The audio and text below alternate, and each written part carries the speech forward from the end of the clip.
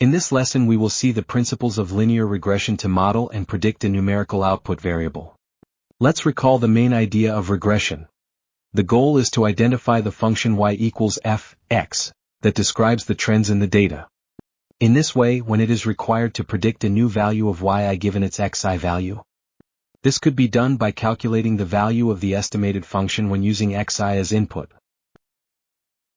Let's go into detail, first providing a formal definition. Regression is a statistical model that predicts a dependent variable, y, based on one or multiple predictor variables, x. So, consider a regression with a function that links two variables, y for example the blood pressure and x, the amount of drugs.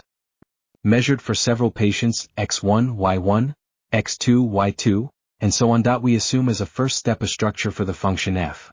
Then, the goal is to estimate the coefficients of the function that better describe the data.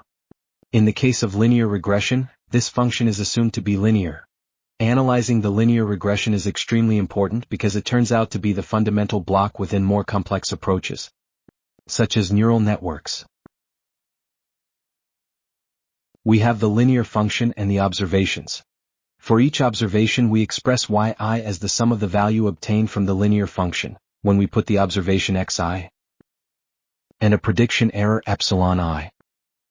The optimal values of the coefficients a and b in the function are those that reduce the prediction errors epsilon I over the observations.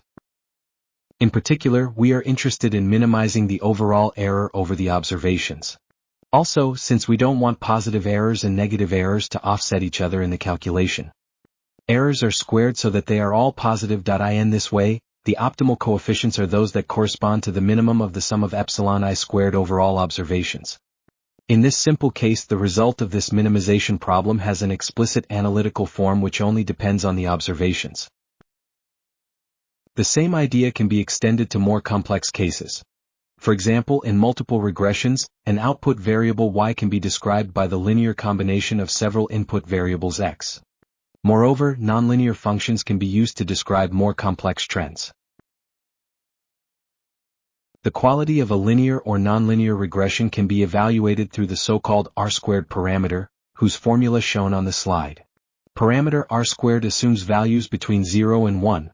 The closer to 1 the value is, the better the regression fits the data. If the value of R-squared is far from 1, there can be several causes. First, there may be very noisy observations. In this case we can see that the trend of the data is that a linear function. But the points are far from the line because of their noise. Then, it is legitimate to take the line as a function for the regression. The second case shows that the data follow a different trend than the straight line. Therefore, the straight line was not the ideal function for the regression and it must be repeated using another function.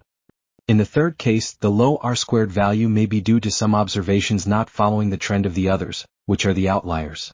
Based on the problem being studied and the importance of including or excluding these outliers, one can then decide whether to keep the regression line or to recalculate excluding the outliers. We conclude introducing a more realistic problem. Usually for each patient we do not just measure the blood pressure but many other information, age, sex, past history. A question that arises is whether all variables should be included in the model or whether there are any variables that are irrelevant. This problem is called model selection and, among several techniques, the ICAIC information criterion is a relevant approach. The criterion associates a score to the model and to each submodel of it, in which some variables are kept and the others are deleted. This score takes into account the complexity of the model and the quality of prediction, that is, the low error. A less complex model is associated with a lower score, as well as a model with small errors. The submodel with the lowest score is the optimal one to consider.